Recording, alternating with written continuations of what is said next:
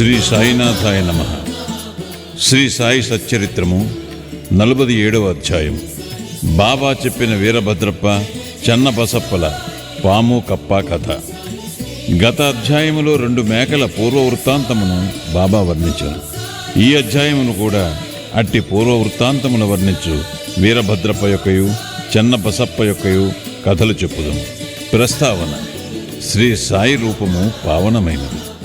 ఒక్కసారి వారి వైపు దృష్టి నిగిడించినచో ఎన్నో గత జన్మల విచారమును నశింపజేసి ఎంతో పుణ్యము ప్రాప్తించునుటల చేయును.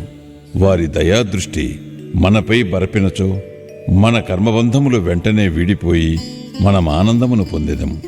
గంగా నదిలో స్నానము చేయు వారి పాపములన్నయూ తొలగును. అట్టి పావనమైన నది కూడా యోగులెప్పుడు వచ్చి తనలో మునిగి తనలో ప్రోగైన పాపములన్నిటినీ వారి పాదధూళిచే పోగొట్టెదరాయని ఆతురతతో చూచును. యోగుల పవిత్ర పాదధూళి చేతనే పాపమంతయు కడుగుకొని పోవునని గంగామాతకు తెలియను. యోగులలో ముఖ్యాలంకారము శ్రీ సాయి. పావనముచే ఈ క్రింది కథను వారి నుండి వినుడు. పాము కప్ప. సాయిబాబా ఒకనాడు ఇట్లు చెప్పదొడిగెను. ఒకనాడు ఉదయము ఉపాహారము ముగించిన తరువాత వ్యాహ్యాలికి పోయి ఒక చిన్న నది ఒడ్డున చేరితిని. అలసిపోవుటచే అచ్చట విశ్రాంతి నందితిని. చేతులు కాళ్ళు కడుగుకుని స్నానము చేసి హాయిగా కూర్చునియుంటిని. అచ్చట చెట్ల నీడలున్న కాలిత్రోవ బండిత్రోవ రెండునూ కలవు. చల్లని గాలి మెల్లగా వీచుచుండెను. చిలుమును త్రాగుటకు తయారు చేయుచుండగా కప్పయొకటి బెకబెకలాడుట వింటిని. చెకుముకురాయి కొట్టి నిప్పు తీయుచుండగా ఒక ప్రయాణికుడు వచ్చి నా ప్రక్కన కూర్చుండెను. నాకు నమస్కరించి తన ఇంటికి భోజనమునకు రమ్మని వినయముతో ఆహ్వానించాను. అతడు చిరుము వెలిగించి నాకు అందజేశాను. కప్ప బెకబెకమనుట తిరిగి వినిపించాను. అతడు అది ఏమియో తెలుసుకొన కోరెను. ఒక కప్ప తన పూర్వజన్మ పాపఫలము అనుభవించుచున్నదని చెప్పితిని. గత జన్మలో చేసిన దాని ఫలము ఈ జన్మలోను అనుభవించి తీరవలయును. దానిని గూర్చి దుఃఖించినచో ప్రయోజనము లేదు. వాడు చిరుమును పీల్చి నాకందజేసి తానే స్వయముగా పోయి చూచెదనని చెప్పాను. ఒక కప్ప పాముచే పట్టుకొనబడి అరచుచుండుననియు గత జన్మలో రెండునూ దుర్మార్గులేగాన ఈ జన్మయందు గత జన్మ యొక్క పాపమును ఈ దేహిముతో అనుభవించుచున్నవనియు చెప్పితిని. అతడు బయటికి పోయి ఒక నల్లని పెద్ద పాము ఒక కప్పను నోటితో పట్టుకొని ఉండుట చూచెను. అతడు నా వద్దకు వచ్చి 10-12 నిమిషములలో పాము కప్పను మృంగునని చెప్పాను. నేను ఇట్లాంటిని, లేదు, అట్లు జరుగనే జరగదు. నేనే దాని తండ్రిని, రక్షకుడను. నేనిచటనే ఉన్నాను. పాము చేత కప్పనెట్లు తినిపించెదను? నేనిక్కడ ఊరకనే ఉన్నానా? దాని నెట్లు విడిపించెదనో చూడు. చిలుము పీల్చిన పిమ్మట మేమా స్థలమునకు పోతిమి. అతడు భయపడెను. నన్ను కూడా దగ్గరకు పోవద్దని హెచ్చరించెను. పాము మీద పడి కరుచునని వాని భయము. అతని మాట లెక్కించకయే నేను ముందుకు పోయి ఇట్లంటిని. ఓ వీరభద్రప్ప, నీ శత్రువు చెన్నబసప్ప కప్పజన్మమెత్తి పశ్చాత్తాపపడుట లేదా? నీవు సర్పజన్మమెత్తినప్పటికీ వాని యందు శత్రుత్వము వహించియున్నావా? ఛీ, సిగ్గులేదా?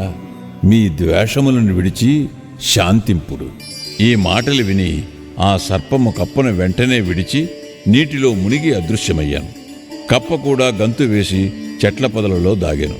బాటసారి ఆశ్చర్యపడెను. మీరన్న మాటలకు పాము కప్ప నెట్లు వదిలి అదృశ్యమయ్యను. వీరభద్రప్ప ఎవరు? చెన్నబసప్ప ఎవరు? వారి శత్రుత్వమునకు కారణమేమి అని అతడు ప్రశ్నింపగా అతనితో కలిసి చెట్టు మొదటికి పోతిని. చిలుము కొన్ని పీల్పులు పీల్చి అతనికి వృత్తాంతమంతయు ఈ రీతిగా బోధించితిని. మా ఊరికి 4-5 మైళ్ళ దూరమున ఒక పురాతన శివాలయము కలదు. అది పాతబడి శిథిలమయ్యను.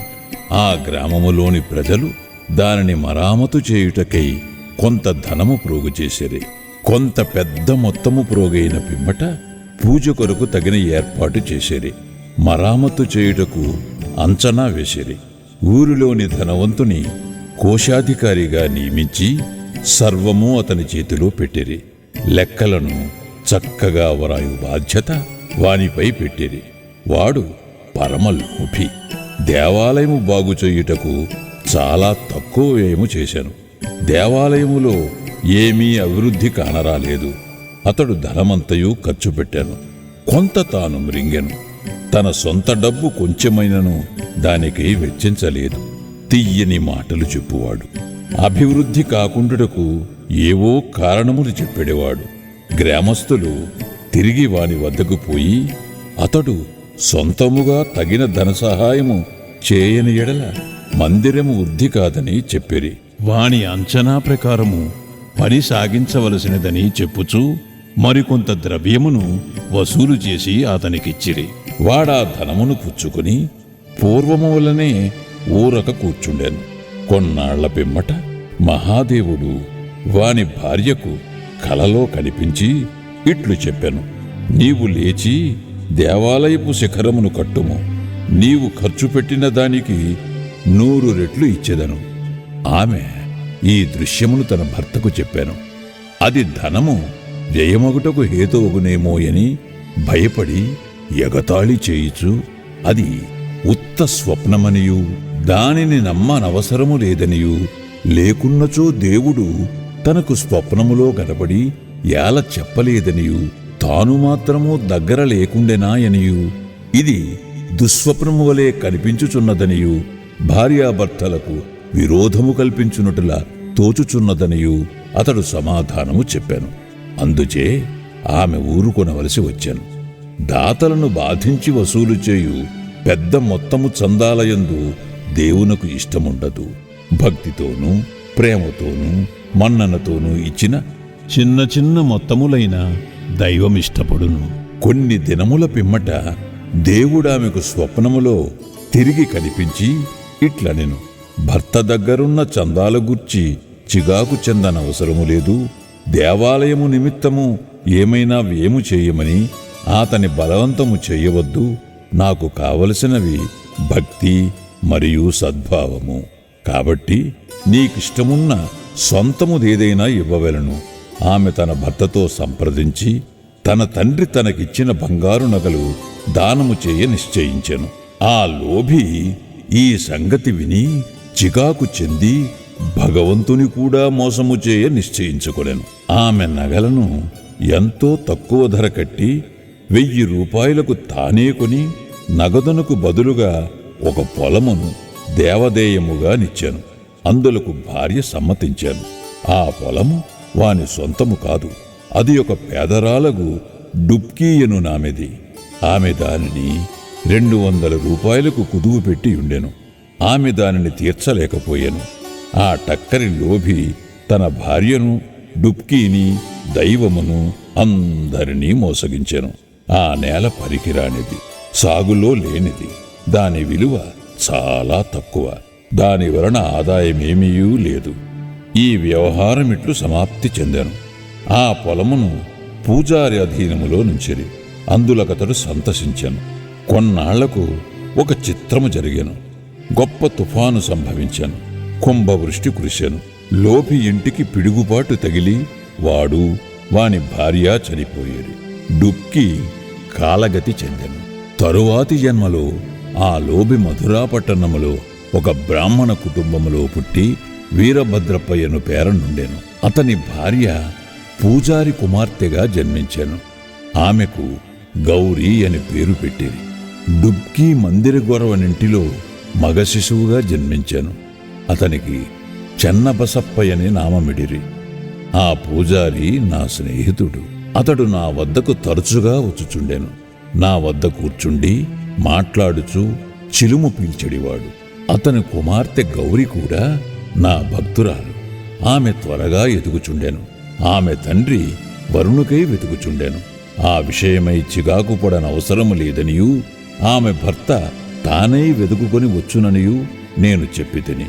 కొన్నాళ్లకు వీరభద్రప్పయ్యను ఒక బీద బ్రాహ్మణ బాలుడు భిక్షకై పూజారి ఇంటికి వచ్చాను. పూజారి నా సమ్మతి ప్రకారము వానికి గౌరినిచ్చి పెండ్లి చేశాను. అతడు కూడా నా భక్తుడయ్యాను. ఏలనా పిల్లను కుదిర్చితనని అతడు నా యందు విశ్వాసము చూపుచుండెను. వాడు ఈ జన్మలో కూడా ధనమునకై మిగుల తాపత్రయపడుచుండెను. నా వద్దకు వచ్చి అతడు కుటుంబముతో నుండుటచే తనకెక్కువ ధనము వచ్చునట్లు చేయుమని బతిమాలుచుండెను. ఇట్లుండగా కొన్ని విచిత్రములు జరిగాను. ధరలు హఠాత్తుగా పెరిగాను. గౌరి అదృష్టము గలది, పొలమునకు ధర పెరిగాను. కానుకగానిచ్చిన పొలము 1,00,000 రూపాయలు కమ్మిరి. ఆమె ఆభరణముల విలువకు 100 రెట్లు వచ్చాను. అందులో సగము నగదుగా ఇచ్చిరి. మిగతా దానిని 25 వాయిదాలలో ఒక్కొక్క వాయిదాకు 2,000 రూపాయలు చొప్పున ఇచ్చుటకు నిశ్చయించిరి. అందుకందరూ సమ్మతించిరి. కాని ధనమునకై తగవులాడిరి. సలహా కొరకు నా వద్దకు వచ్చిరి. ఆ ఆస్తి మహాదేవునిది కాబట్టి పూజారిది. పూజారికి కొడుకులు లేనందున సర్వ హక్కులు గౌరికి వచ్చాను. ఆమె సమ్మతి లేనిదే ఏమీ ఖర్చు చేయవద్దని చెప్పితిని.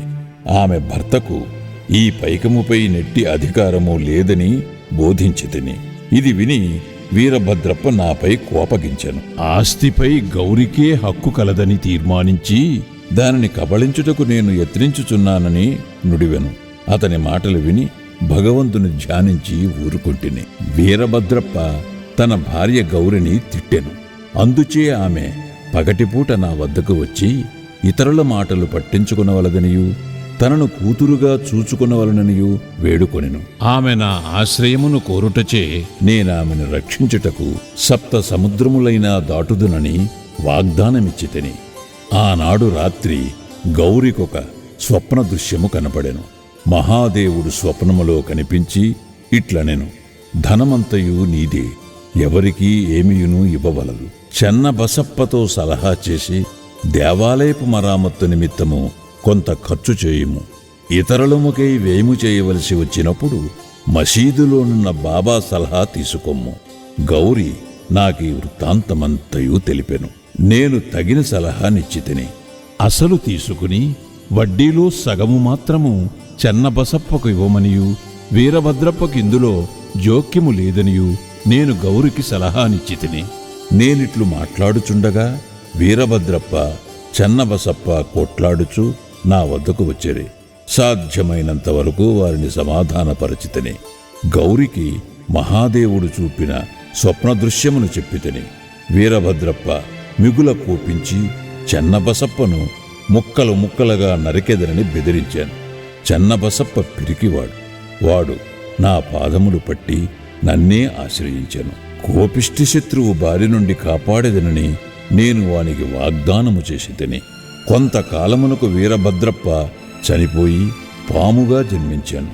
చెన్నబసప్ప కూడా చనిపోయి కప్పగా జన్మించాను. చెన్నబసప్ప బెకబెకలాడుట విని నేను చేసిన వాగ్దానమును జ్ఞప్తికి తెచ్చుకుని ఇక్కడికి వచ్చి వానిని రక్షించి నా మాటను పాలించుకుంటుని.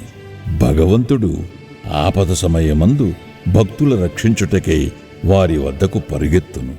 భగవంతుడు నన్నిచటకు పంపి చెన్నబసప్పను రక్షించాను. ఇదంతయు భగవంతుని లీల. నీతి. ఈ కథ వల్ల మనము నేర్చుకున్న నీతి ఏమనగా, ఎవరు చేసిన దానిని వారే అనుభవించవలను. ఇతరులతో గల సంబంధములన్నిటినీ బాధను కూడా అనుభవించవలను. తప్పించుకుని సాధనము లేదు. తనకెవరితోనైనా శత్రుత్వమున్న ఎడల దాని నుండి విముక్తిని పొందవలను. ఎవరికైనా ఏమైనా బాకీయున్నా దానిని తీర్చివేయవలను. రుణము కాని శత్రుత్వ శేషము కాని ఉన్నచో దానికి తగిన బాధపడవలను. ధనమునందు పేరాస గలవానిని అది హీనస్థితికి తెచ్చును. తుట్ట తుదకు వానికి నాశము కలుగు చెయ్యును. శ్రీ సాయినాథాయ నమః. 47వ అధ్యాయము సంపూర్ణము. సద్గురు శ్రీ సాయినాథార్పణమస్తు. శుభం భవతు.